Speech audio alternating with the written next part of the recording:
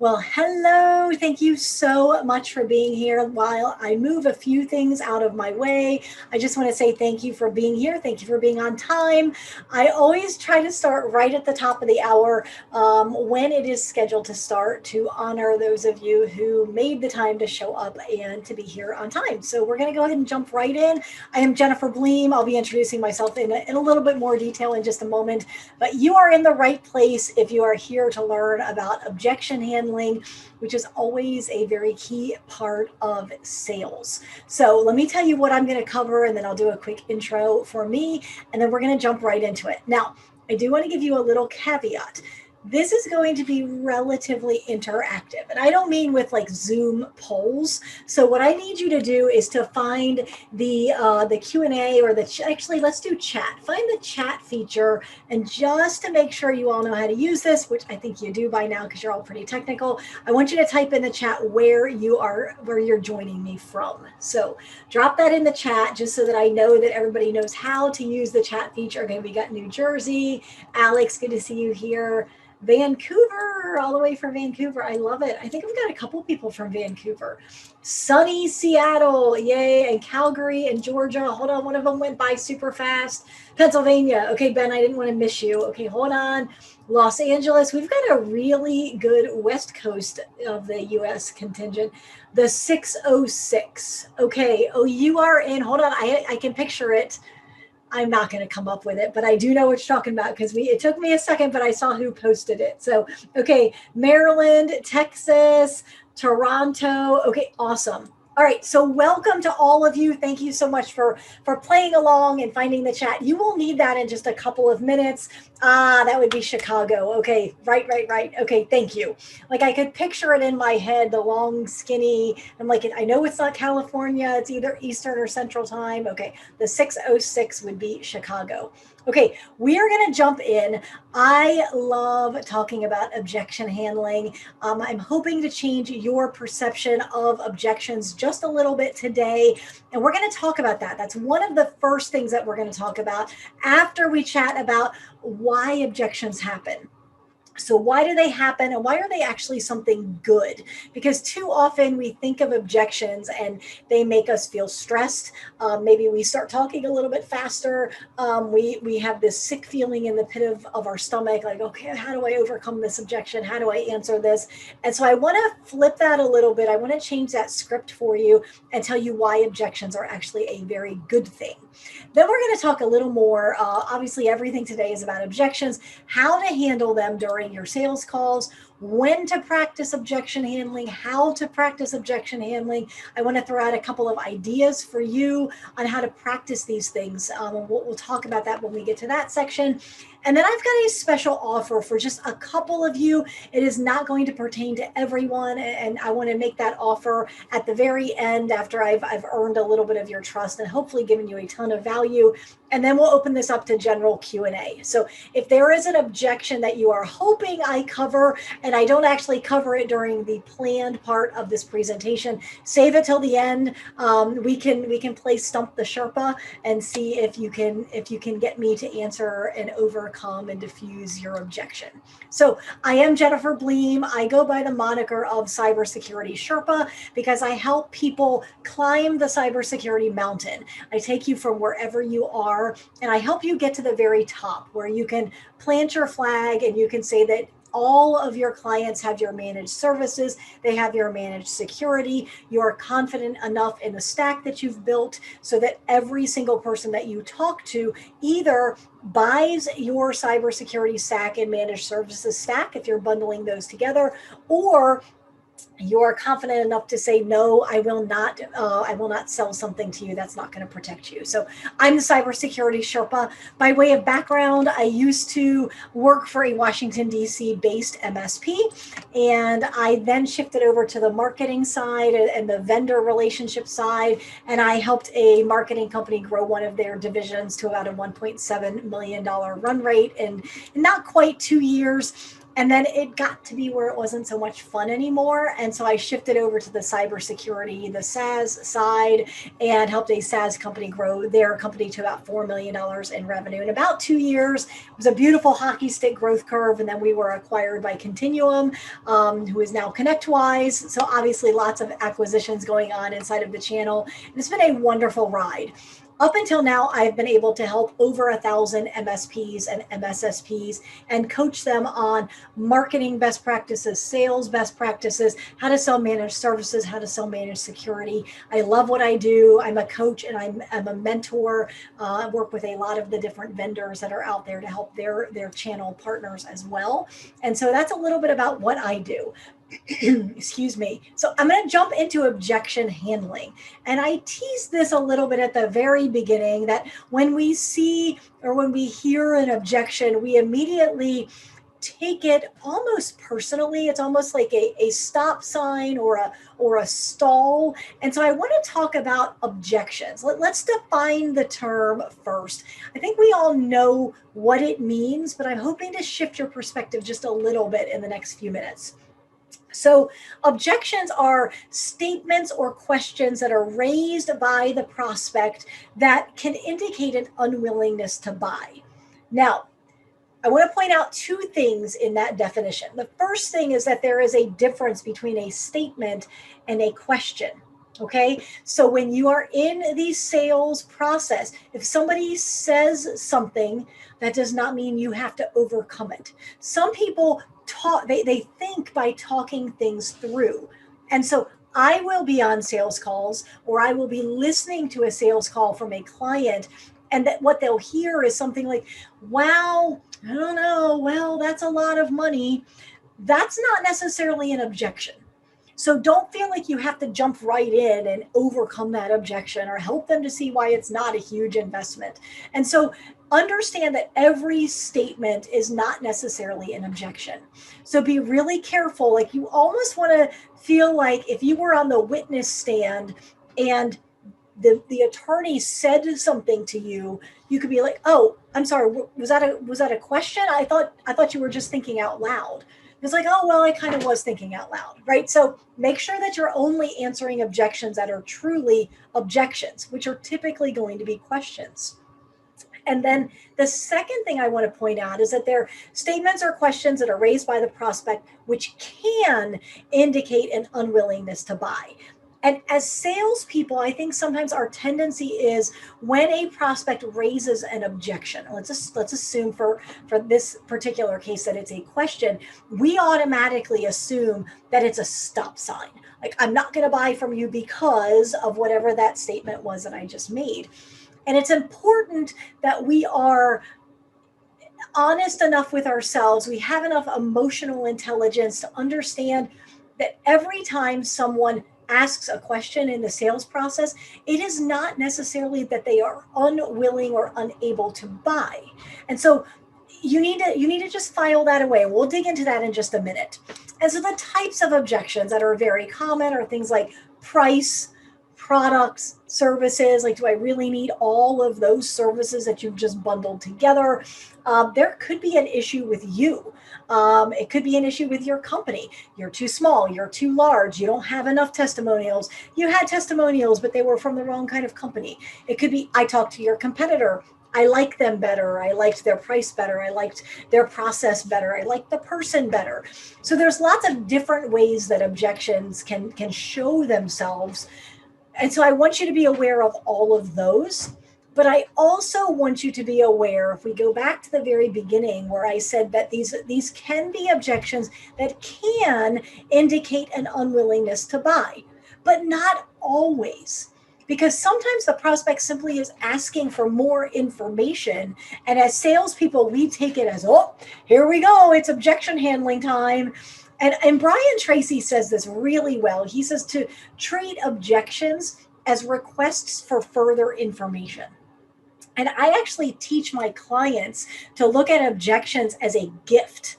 In other words, your client, when they say to you, I just don't know that I see the value with that dollar figure, or I just don't know that I need all of this. the sheer fact that they are asking you that or stating that as a statement or asking it as a question means that they trust you enough to share that openly and honestly. If they didn't trust you, they would give the dreaded, I need to think about it objection, leave, and then ghost you.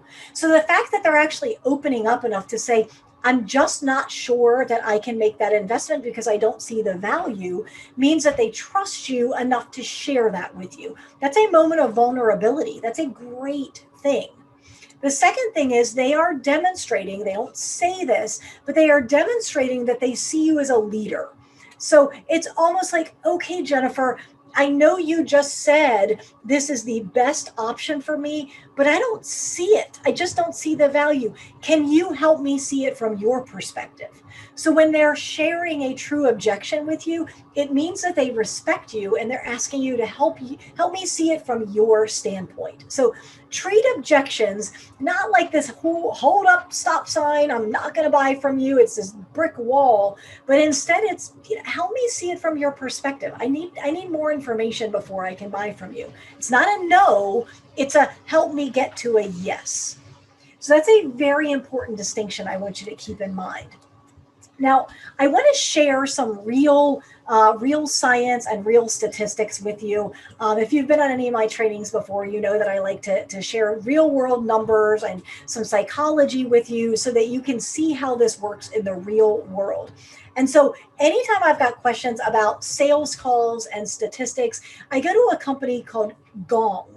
And what Gong does is it is a recording software. And so large companies use it. We used it when I worked for Continuum. And what it literally does is records most of the sales calls would be done via phone or via Zoom. And it's a plugin that lives inside of the telephone system or inside of the Zoom system. And it records everything and then it analyzes it. And so it analyzes it against that single sales call against hundreds of thousands of other sales calls. And then it says, okay, did this sales call close or not? And then it's able, because of the vast amount of data that it can gather across hundreds of clients, thousands of clients, it will start to determine, okay, here are all of the sales calls that closed. What are the commonalities? And it looks at how fast does the salesperson talk? How do they handle objections? How do they handle when somebody goes off the rails? How do they bring them back and stay focused? It's a phenomenal tool, and it's so fun to dig into the data that they have because it's not theoretical, like here's how I think sales should work, but it's based on actual statistics and actual data. So I want to look at what Gong shares as far as objection handling and what happens after an objection is aired or is voiced from the perspective of best practice. So on this screen, you can see that after an objection is raised, the average performers actually only pause about half a second, maybe 0.4 seconds, whatever. It's a minuscule amount. Whereas the top performers, they're almost at the 1.8 second mark. So let's call it a second and a half. So it's literally 5 times longer. Now, can I say that that's the reason they are closing more sales? No, it's probably not just the pause, but it is amazing how fast our brains can work. And if you simply train yourself that when you have an objection that you hear, to just take a really deep, slow breath, that's going to give your brain time to say, okay, what am I supposed to do in this situation? How do I overcome this? How do I answer this? Is this really an objection? Do I need to root out what the real root cause of the objection is? And the other thing that this does, it's very subtle, is when someone says something and you immediately answer, there's an attack. It's kind of like if you're ever speaking with your spouse and like you answered almost before they finished the question. They'll say, you interrupted me. No, you were done. Well, yeah, but just barely, right? So I'm hoping some of you can relate to that. I expressed my objection as a prospect, and immediately the salesperson jumped on it. I don't feel heard. I don't feel understood. I don't feel validated. I don't feel respected. And it also demonstrates to me, if the salesperson is jumping on me, that maybe they aren't as professional as I would like them to be. So just take a moment to pause. This is not a land speed record that we have to beat. Just take a moment. Take a moment and pause.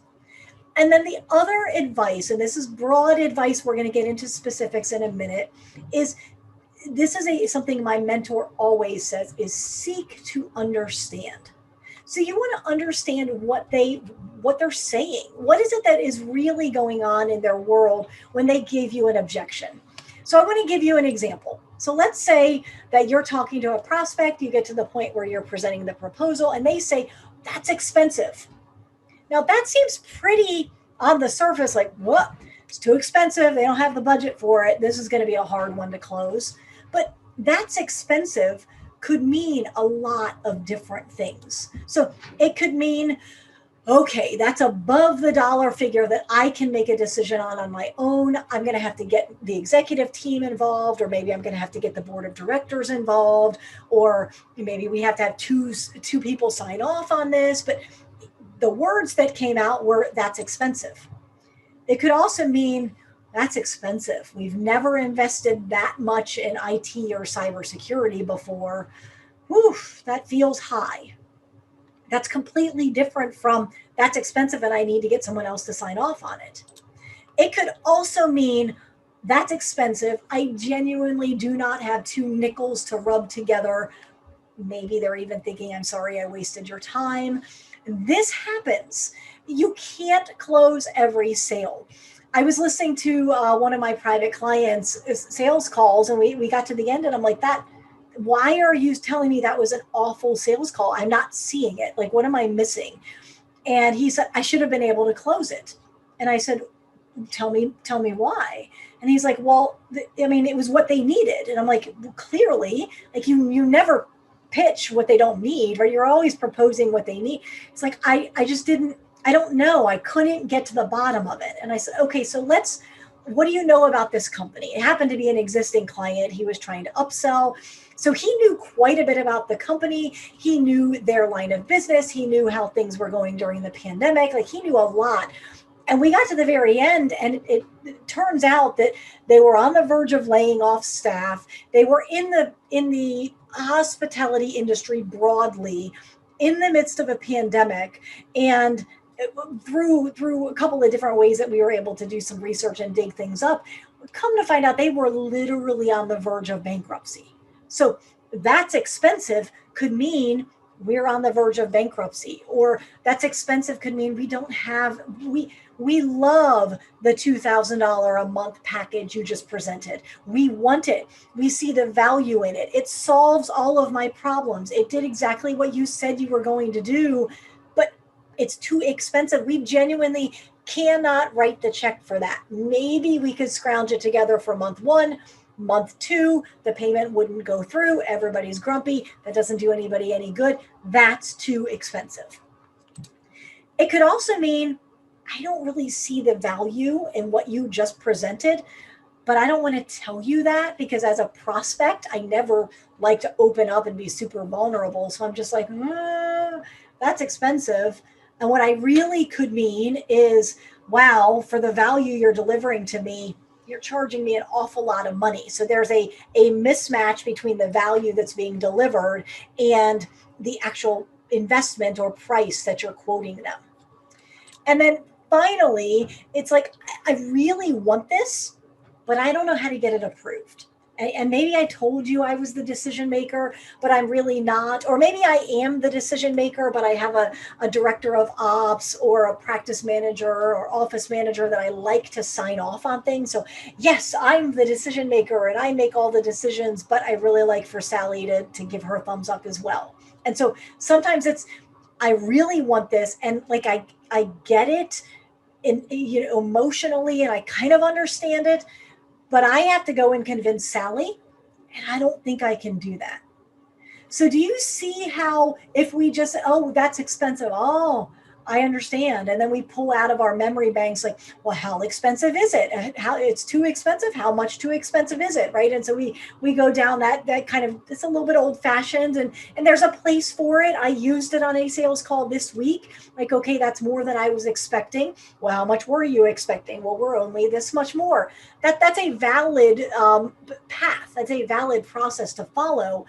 But I want you to understand really what is at the root of this statement, that's expensive or that's too expensive.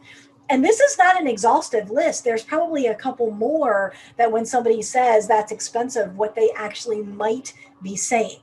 So this is going to be your first chance to participate in chat. So if somebody says, if a prospect says to you, that's expensive or that's too expensive, can you think of any other objections that could be behind the surface that perhaps you need to weed out? So when you're seeking to understand what else could it be, and I'm going to keep an eye on the chat. So that's expensive could mean someone has to sign off on it, or I don't have the money, or I really want this, but I've got to convince somebody else. Can you think of anything else that it could mean if you say, if you hear that's expensive? Or did I cover 100% of them? All right, I'm gonna wait one more second. Maybe I covered all of them, or you're just not thinking of them right now, which is fine. No worries. I think the point is made. Oh, Sheila, good one. I like it. I might look bad if I agree to this and then things don't go well. Yes, very, very true. Or they don't understand the value, or Corey, yes, wrong people in the meeting. So they may have just given you all kinds of information, and they listened to the presentation and they looked at the proposal, but all they do is flip to the last page and go $4,500. That's expensive. And maybe that's just not something they're used to spending because they're not typically in the executive seat. Nathan, that's a good one. He said they're trying to find out if there's wiggle room, or maybe, and Mike is saying something similar. Could we just do a piece of, that whole package is really expensive. Could we just do a piece of it? So do you see the value? Like, we took one really simple objection. Wow, that's a lot of money. That's expensive. That's too expensive. Wow, that's higher than I thought it was going to be. Whatever the words are. And we have to understand what is behind those words. And so I'm going to show you, so, okay, Michael, yeah, I don't see how this is going to help me. I don't see how this saves me time. I don't really understand how this makes me more secure. Maybe it's, I don't see how this is any better than what I have right now that's less expensive. So it's a comparison game, right? Like right now I'm only paying $900 a month for my 45 computers, and you just quoted me 5,000. That's expensive in the delta, right? The difference between what I'm paying now and what you just quoted me is a large difference. And I don't see how this helps me. Good. Okay, awesome. So I want you to always seek to understand, and I'll show you how to make that happen.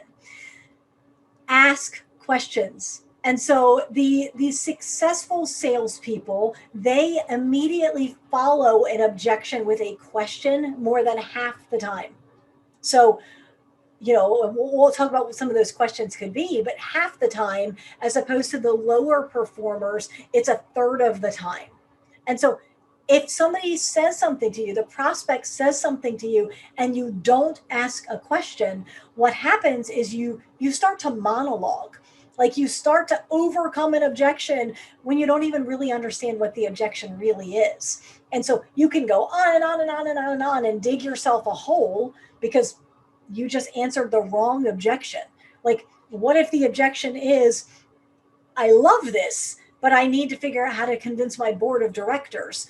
But what you heard was, that's expensive, and you assumed that they meant in comparison to what, well, I know what you have right now is inexpensive, but that's why you have problem, and you're going to sleep at night when you have all this value and all these cybersecurity solutions.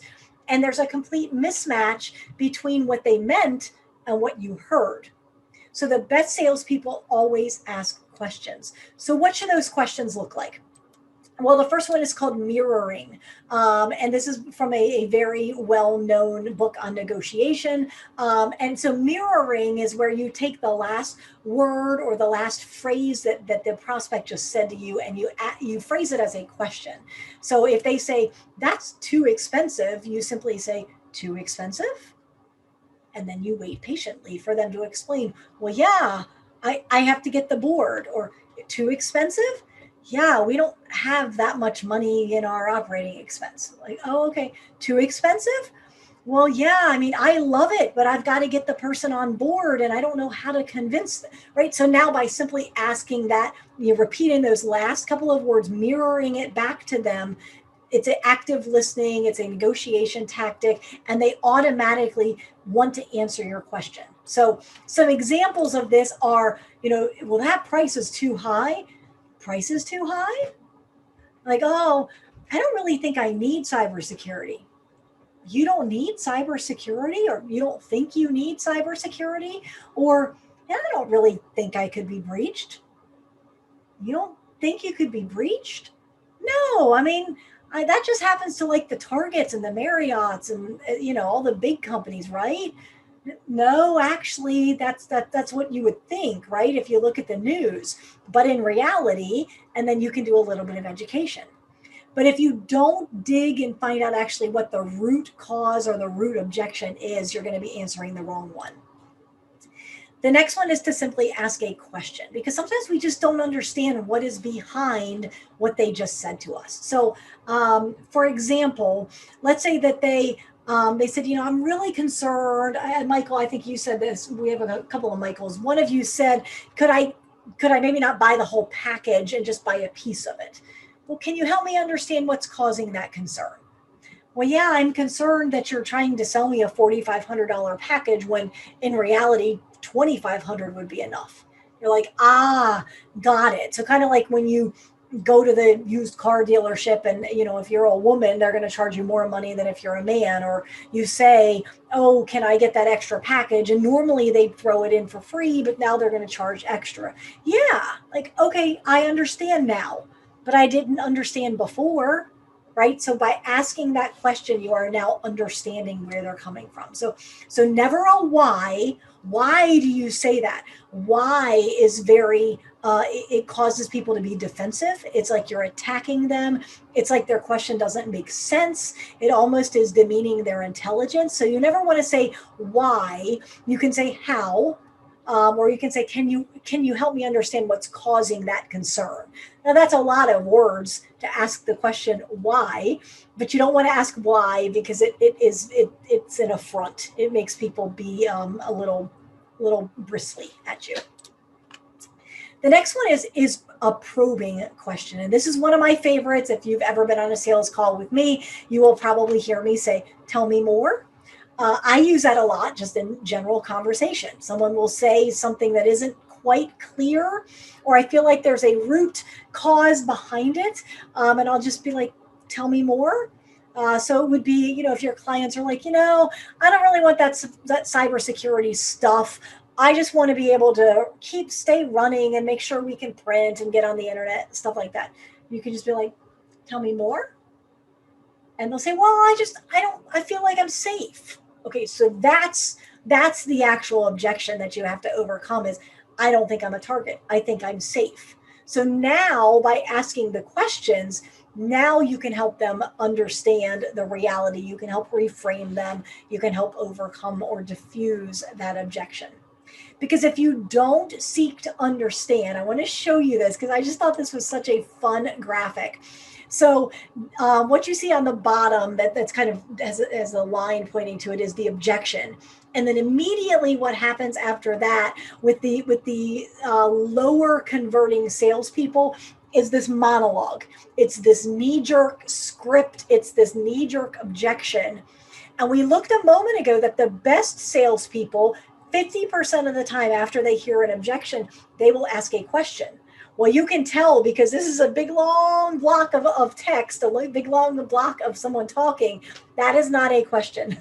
They are monologuing. They are spitting out a script. They're like, "Oh, I'm glad you asked because blah, blah, blah, blah, blah, blah, blah, blah." And you can even look at the screen and tell the prospect does not feel heard. The prospect doesn't feel validated, and there is an above average chance that the salesperson is not addressing the root concern that the prospect actually had, but instead they're addressing what they think they heard and therefore the application of that, what they think the objection actually is. So I now want to teach you a couple of objection handling frameworks. Now, I'm going to warn you that when we get into this in another minute or two, you are going to see some relatively silly, juvenile graphics. And that's not because I waited till the last minute to do this deck, although I may have. But the reason the juvenile graphics are there is so that when you are in the sales call, I want those juvenile graphics to pop into your mind. And that is going to then say, okay, what does that picture mean again? Oh, that's what the framework is. That is then going to help you to overcome the objection. So I'll show you what that looks like, because what I'm doing is creating a blueprint for you that your brain can latch onto in the heat of the moment during objection handling, when our tendency is to be a little bit nervous and talk a little bit faster. So, okay, Sheila is saying that one of her favorites is, say more about that. Or tell me, it's kind of like the tell me more, or unpack that a little bit more. Or, that's interesting. Can you say more about that? Or I will sometimes say, that's really interesting. No one's really asked me that before. Can you tell me a little bit more about what's going on in your world that led you to ask me that question? So it lets the prospect take the conversation any direction they want. Sheila's saying it might reveal something that otherwise wouldn't surface. And what you're doing is you're saying, I am trustworthy. I want to understand what you're thinking. I want to understand what's going on in your world. That's why I'm asking really open questions here. Let's have a conversation. So good. I like that one. So, tell me more about that. I like it. I may integrate that. Okay. So words matter. And you have heard me say a couple of times today, overcoming objections, but I'm trying to retrain my brain to use a different word, because overcoming is succeeding in dealing with a problem. We conquer that problem. So we overcome our fears. We overcome the enemy. We defeat them. And so we gain control. We gain the upper hand. And that's not the way that I like to approach sales conversations. I approach sales conversations that I'm trying to create a partnership. And if it is not mutually beneficial, I either won't make you an offer, or I will make you an offer and we'll talk it through and we'll decide it's actually not mutually beneficial. And so I don't like the overcoming thing because it doesn't feel like a partnership. So instead, I am starting to use the word diffusing, to diffuse an objection. So diffusing is to remove the fuel from something. You know, we can all like picture a movie where the people are all gathered around the ticking time bomb and they're trying to diffuse that ticking time bomb, keep it from exploding. And so what you're doing is you're reducing that danger, you're minimizing the stress, you're getting rid of the tension. And that's what we want to do in a sales call. We want to remove the tension for us, but more importantly, we want to remove the tension for the prospect, because people don't like to feel pressure. They don't like to feel that tension. And so if they've already given us that gift of saying, I'm not sure I want to buy from you because of X, then honor that. Don't think of it as, oh, I get to conquer this person's concern. It's like, no, they just shared this with me. And if I don't get rid of that tension, I'm never going to make this sale. I'm never going to be able to help them. So words are important. So I want you to think of diffusing the objection. And so on all of these next couple of slides, you're going to see the little bomb in the bottom corner, because the goal is to diffuse it. So the first framework that I want to teach you is the AIM framework. And Trevor, I know you're on here. We talked about this a couple of weeks ago. So AIM stands for acknowledge, ignore, move on. Okay. And AIM, when I think of AIM, I think of AIM toothpaste. Okay. So I hope you're chuckling, or rolling your eyes or doing something, because I want you to embed or imprint the picture of this big red obnoxious toothbrush with the nasty AIM toothpaste on it. So AIM. And even if your brain brings up the picture of the toothpaste, you can say the toothpaste or the big red toothbrush. Like, why is the toothbrush? Oh, the toothbrush has toothpaste on it. The name of the toothpaste is AIM. Okay. And your brain will do that in a split second. And you'll go AIM, acknowledge, ignore, move on. Okay. So what that sounds like is, you know, what I hear you saying is blank. The next thing I would like to talk about is this. It feels a little bit awkward. So, a variation of that, instead of really ignoring it, is what I'm hearing you say is this. Can we come back to that later? I usually cover that at a later time. I definitely want to make sure we talk about that, and keep me honest, right? I want to make sure I answer that. But I think I'm gonna answer that for you naturally in just the next couple of minutes. Are you good with that?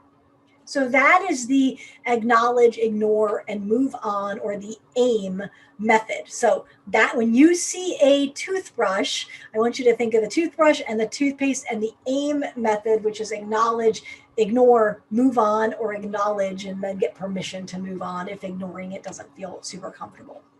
So the next framework, and I'm going to apply all of these frameworks to several objections so you see them in the works.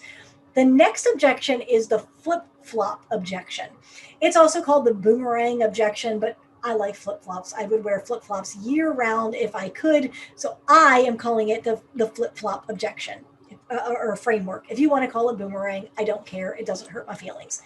But the flip-flop objection is to take the concern that they just raised and flip that into the reason that they should invest with you. And so it could be, well, we've never invested that much before. Well, that's actually that is the reason you need to invest with us. Do you remember how you told me about problem, and you can't sleep at night and you're worried about this and your backup went bad and your server doesn't have antivirus on it? And the reason for all of that is that you've never invested that much before. That's why you have this problem. That's exactly the reason you need to work with a company as professional as us. And so when you see these crazy flip-flops, think of the flip-flop objection. And what you're doing is you're taking the thing that they just threw at you, assuming that you understand it already, assuming we've already paused and we've clarified and we understand what the objection really is. We think flip-flop, and then we say, that's exactly the reason you should invest with us, or whatever it is that we're going to take what they're concerned about and we shift that into the reason that they should invest with us. So an example of this is, of course it is expensive. Did you intend to invest in cheap cybersecurity? Well, that sounds ridiculous. Like, okay, I was really looking for the lowest bidder for my cybersecurity. Like, nobody is going to say that, right? So that is how you're just going to say, does that, like, you're almost saying, does that even make sense? Like, you're not saying that, but you're just saying, well, of course it's expensive. I didn't think you'd want to invest in cheap cybersecurity, right? Well, yeah, I guess that's right. Okay, great. So now we're moving to the next one. This next one is my favorite. This feels very natural to many people. It's the feel, felt, found, or the F cubed, however you want to say it, but it's the feel, felt, found method. And the concept here is, I understand how you feel. A lot of my other clients that we work with felt the same way. What they found was, and then a benefit statement of working with you. Okay, so there's a lot of different ways that you can use feel, felt, found. Yeah, Trevor is saying it's a personal favorite. And yes, Matt, I love it. You guys are like picking on each other in the chat. I don't even know that you can all see it, but Matt is like, you let Trevor in? Sorry, Matt, totally outed you there. So yes, I love feel, felt, found. And the reason this is so effective is that, again, the prospect feels heard, the prospect feels validated. You're saying, I understand what you are feeling is normal. I want to acknowledge you, but other people who felt that way, once they started working with us, they found it was phenomenal. They found the support was great. They found that things worked. They found that the little minor annoyance that you just told me you were concerned about for putting multi-factor on all of your machines, they found that it was worth it to know that they were safe and that they were secure. So a lot of people felt that way as well until they found out the truth. So the way I want you to think about this is this flaming, the F cubed. Okay. So when you see that, you're like, okay, it's the three F's. It's feel, felt, found. Okay. So we're going to go through some common objections. Who can drop one of the three objection handling frameworks in the chat that I just, or what the picture was? If you can't remember what the framework was, what's the picture? So drop that in the chat, because this is where the magic starts to happen. What were some of the frameworks that I have taught you? AIM toothpaste. Oh, that's a favorite. Several people are saying AIM toothpaste. Okay, so what is the AIM toothpaste? What does that stand for? Does anybody remember? It starts with acknowledge. Hey, Shelly, good to see you here. So yes, two of you like at the same time, acknowledge, ignore, move on. I love it. Okay, and then someone else said F3. What is the F3? The flaming F3. This one is my favorite. Yes, Denise, feel, felt, found. Okay, what's the one that nobody has named yet? What's the other one? You could call it the boomerang method. Flip-flop. Okay, nice. So this is you take the actual reason that they just threw to you and you flip it around, and that becomes the reason they actually should buy. Okay, so that was not just a silly game. What I am trying to do is engage the part of your brain that will then pull those pictures out, and you can do this yourself. There are probably, I don't know, 20 more frameworks that I could teach you, but I want you to learn them, and I'll show you how to practice these objection diffusing, objection handling techniques in just a minute. But let's talk about how this actually works practically. So a cyber incident wouldn't affect me. Has anybody ever had a client say that, or a prospect, I don't really think it would affect me? Or maybe you're at a BNI meeting or a virtual Zoom networking, and it's like, oh, I don't really think a cyber incident would affect me. I don't really have that much stuff, that much data. So for this one, or it's risky being on the internet, so what do? You just throw your hands up and you quit. Of course, you never try, right? So for this one, I love the feel, felt, found. And I'm not saying that feel, felt, found is the only way you can overcome this. I don't think that flip-flop would work here. I don't think you could somehow flip this to a benefit. You probably could use the wouldn't affect you. You could probably use that. But I really like the feel, felt, found. And the way this would sound is, I totally understand how you feel. In fact, this is a little bit different. In fact, I bet a lot of businesses thought that downtime wouldn't affect them until coronavirus. And then all of a sudden, everybody was shut down for 2 weeks. And did it affect us? Yeah, you better believe it affected us. So, kind of the same, right? Like, it's so easy to think a cybersecurity incident wouldn't affect you. And a lot of people felt the same way until after they had an incident. And what they found is that they couldn't make phone calls, they couldn't process payroll, they couldn't track time, they couldn't submit RFPs, they couldn't get to court, they couldn't call their clients, they couldn't pull out a couple of what they found. Okay, so it's a little bit different than you feel this way so you don't want to buy from me, and they found that it was valuable. You can go that direction as well. But in this particular case, I like saying, everybody else felt like it didn't happen, it would never happen to them or would never affect them either. But what they found when it actually did happen is that it was devastating. And so that's a feel, felt, found, the way that you would answer the objection. I don't think it would really affect me. Okay, so what about, I'm a small business owner. I'm really not a target. Any ideas there? How would you overcome that? Or let's ask this, which framework would you use? I'm a small business owner. I'm not a target. Would you use feel, felt, found? Yep, you could definitely use feel, felt, found. I like it. Like a lot of business owners felt the same way. What my clients found is that once we got in and we put our phishing protection in, and they actually could see which messages were being blocked, they didn't have any idea that the threats were actually that real, that present. Sheila would mirror, not a target, like you wouldn't say really, but that's kind of what's in the back of your mind, like not a target. For this one, I picked flip flop. I picked this as a kind of that boomerang, flip it back to them. That's exactly why you need to invest in cybersecurity. So many small business owners don't spend a dime when it comes to cybersecurity. And did you know that the criminals we're up against, they are organized businesses that are always putting more marketing dollars, and they're iterating, and they have customer service, and they have 15-story high-rise buildings. And that's exactly why you need to invest in it, because the bad guys are hoping you don't. They're absolutely targeting you. So I'm a small business owner. I'm not a target. You know what? That type of thinking is exactly what everybody else on this street is doing. That's why you need to invest in cybersecurity, because the bad guys are going after that low-hanging fruit.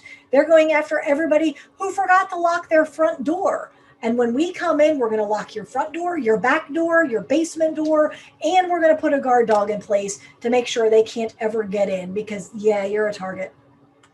So you never really argued with them. You just flipped it and said that's exactly why you need to invest in cybersecurity. That's one way to handle it. I'm not saying it's the only way. I'm not saying it's the best way.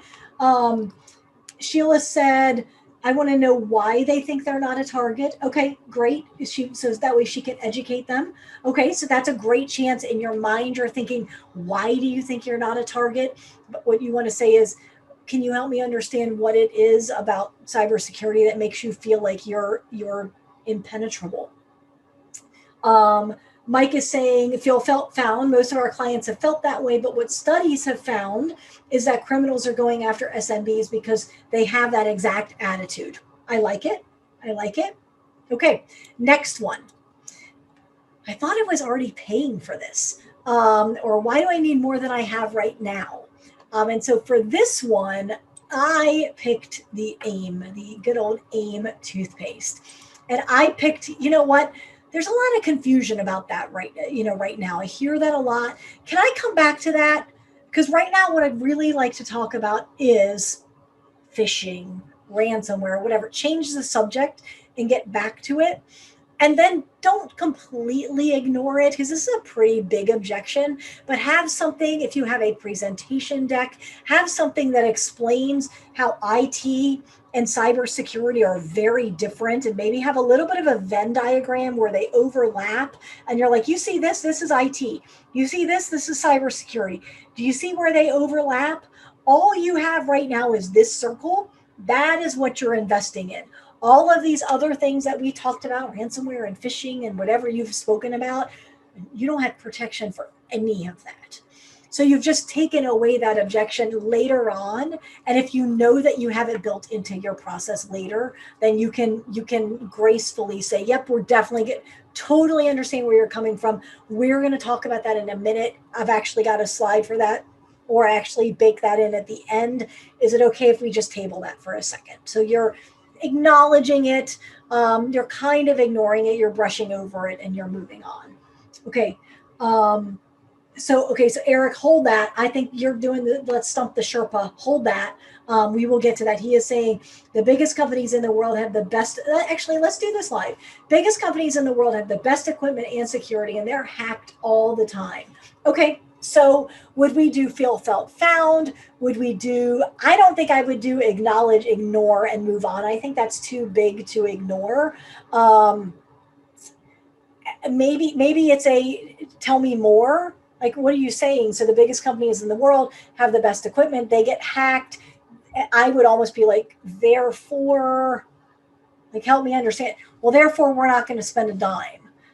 Okay, that's an interesting approach. So because the big guys get hacked, that lets you're okay with being hacked too. Like, I would just act confused. It's called being not okay. Like, I'm really confused. Help me understand where you're coming from. Or, that's a really unique perspective. Or use Sheila's, that's really unusual. So help me understand, how does that play out in real life? How do you see this going down? Like, well, I'm not going to spend a dime. And then you're going to be hacked, but you're okay with it. Is that what I'm hearing? Yep. So I wouldn't accept that at face value. Like, if in, this is one thing that I teach my clients all the time. If in your head you're going, that doesn't make any sense at all, you don't want to walk out of the sales call going, that just didn't make any sense. Like, just tell them that. Like, I am so confused right now. It sounds like you're saying, because the bad guys are hacking the big companies successfully, you just don't want to do anything? You're just going to give up? Like, is that what you're saying? I'm not sure I'm clear. Maybe that is what they're saying, but at least dig in and get clarity, because those unanswered questions will probably mean you're not going to close the sale. And it also means that those are the ones that are probably going to eat at you. So just ask the question. Just say, I'm really sorry. This is mine. I'm like, I'm really sorry. Like, I'm just not tracking. I apologize. I have not had enough coffee. Can you help me understand what you're saying? Because it's just, I'm not getting it. Like, make them explain it again. So that's what I would do in that case. Yep, you're welcome. Okay, so let's talk about practicing objection handling, because practice does not make perfect. Only perfect practice makes perfect. And if you are anything like me, practicing objections up inside your head is like, oh, that went great. And then you get like in a real life scenario and your tongue just like, you trip all over it and the words won't come out, and it doesn't go so well. Like that movie with Will Smith, he's like, that went so much differently up in my head. And that's what happens in a sales call if you haven't actually practiced. So I want you to practice, and here's a couple of ways that you can practice. I'm going to give you 3 tips. Again, this is not an exhaustive list, but I do want you to practice. So one way is to spin the wheel. There is a free website. It's called Wheel of Names. And the concept is if everybody throws all their names in the hat, you put, each of their names on the thing, and then you spin the wheel and it lands on one. So, this one that it landed on is, I already have a BDR and antivirus. Why do I need something else? So you can practice spinning the wheel and just leave this up on your desktop. And every morning, as part of your morning routine, you sit down, you spin the wheel, you practice one objection off, out loud. Thank you, Sheila. I appreciate it. She dropped the link in there. The next one is roll the dice. So if you go out to Amazon, you can get these dice that are about 6 inches square, or 6 inches cubed, I guess, technically. And they're about $20-$30. And they're for like kindergarten teachers to play dice games, of course. And on each of the sides, you can write a different objection. And then again, every morning when you sit down, you roll the dice, and you practice the objection or 2 that comes up. While you're learning, you can even put a little FF for feel, felt, found on there. Or you can write, probably the word flip flop. I mean, if you're an artist, you could try to draw a flip flop, but you can give yourself like a little cheat on the dice. And then when you feel like you've graduated and you're starting to handle them better, you can scratch that out and make sure that you can handle them, because you don't want to be caught flat-footed on an objection that you've heard before. That's the worst. The dice game is also great if you have a team. So I know there's a couple of you on here that are managing a team. You can make this into a little bit of a game where during every sales meeting, you roll the dice and a handful of people overcome objections, and you do a mastermind. Like, how do you overcome it? Well, how do you overcome it? And you gradually create a brain trust of the best ways to overcome these objections. And the last one, I didn't pull a picture for it, but the last one is pizza party. And this is great if you are the owner who is also selling. Okay, so how this goes down is you say to your team, hey, here's the list of the 6 most common objections that I am getting in just about every sales call or over the last 10 sales calls. These are the 6 objections that I have. You give everybody on the team that list. And at the top, it says, today's date is April 6th. By April 16th, so you give yourself 10 days, any one of you can stop me at any time in the hallway, in the kitchen, by the water cooler, and go, stop. I'm a prospect now. And they throw an objection at you. And your job is to diffuse the objection. If you don't diffuse the objection, you have to buy the team a pizza party. So it's really a win-win, because either the team gets a pizza party or you learn how to overcome the objections and you close a whole lot of monthly recurring revenue, and then you buy your team a pizza party. So either way, there's pizza, beer if you're a pizza and beer kind of person. So it really is a win-win. And so those are just some ways to practice the objection handling, because you have to practice them. They get rusty. They go in waves. Like there'll be some that you haven't heard for months, and then all of a sudden you hear it again and you're like, oh, I used to know how to overcome that one, and now it's gotten old and stale and it's not on the tip of your tongue. You need it to be on the tip of your tongue. So that is why I want you to practice.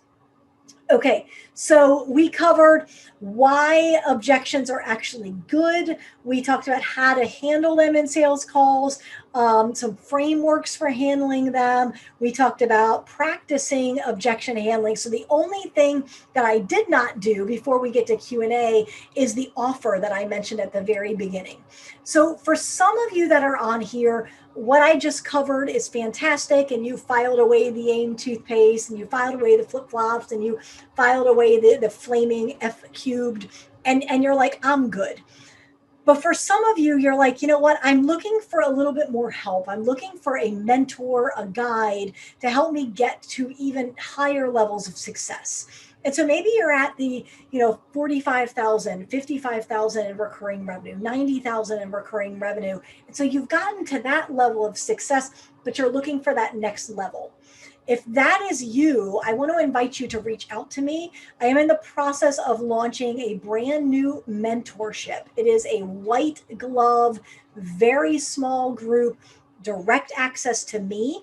And I will walk you through exactly what the framework looks like. We'll see if it's a match for where you are now and what your goals are. And if I can help you bridge that gap and bridge it faster and easier, then I'll talk to you about that exact framework. And if I can't, then I'm going to give you some very tangible things that you can do on your own. So if that sounds like something you're looking for, go out to my website, mspsalesrevolution.com/smart, because it is the SMART framework that I have put together. Watch the quick 5-minute video, schedule a call. I still have a couple of slots. We are launching April 19th, so it's about a week and a half from now. I do have some open appointments to talk, and I have some open slots left for the mentorship. So if that's a fit for you, go out to mspsalesrevolution.com/smart, and we will talk about that. All right. I want to open it up for Q&A. I know I did some on the way through. Nathan, I just saw this stop, collaborate, and listen. I love it. And you even put in some emoticons, which I think are fantastic. All right, so there is a question. Okay, do you have input on how to overcome objections to price in a competitive environment? We're going up against a competitor that's offering a lower price. How do we segue into showing our value after the objection? I would probably ask, so just to help me out here, are you just looking at like the lowest bidder? Are you just looking for the lowest bidder and wait for the answer? And then I would say, and I taught this to the MSP I worked with, they still use it today. I want to be honest with you. We are not the lowest cost provider. We are very, very rarely the lowest cost provider, but I guarantee you we are the lowest risk provider. It is the lowest risk to you to do business with us. It is the lowest risk to you from a cybersecurity perspective. And I guarantee you that nobody else can deliver the same thing that we are delivering for less. So what that means to me is that if you are looking at a lower cost provider, you are not getting the same results as we are able to deliver. So you tell me, with that in mind, knowing that we might be, I'm making up numbers, $500 a month more than someone else that you're talking to, does it make sense for us to continue the conversation? And I would just frame it that way, because you've just built the value. You've just said nobody else can do what we do. I've got a colleague that's in Texas that is registered. I think he was on earlier. I don't know if he's still on. He has been known to actually explain what his costs are and explain how he marks it up, and then say, so you tell me how they're delivering something to you for less than the cost of what I have. They're not delivering the same thing. Like, we all know that. We're all business owners here. So if my costs are $1,500 a month and I've marked that up to $2,500 or whatever my markup is, but if my costs are $1,500 and their price is $1,500, they can't possibly be delivering the same thing. That, or they're really terrible business owners. So you've just said they're subpar without saying they're subpar. But I would find out up front, are they just looking at price? Some people are. You cannot win everything. You cannot win every deal. Let's see.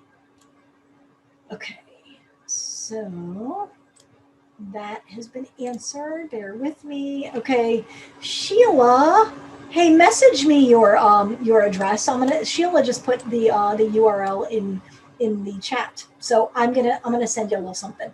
So message me your address, please, because I appreciate you backing my play there. All right.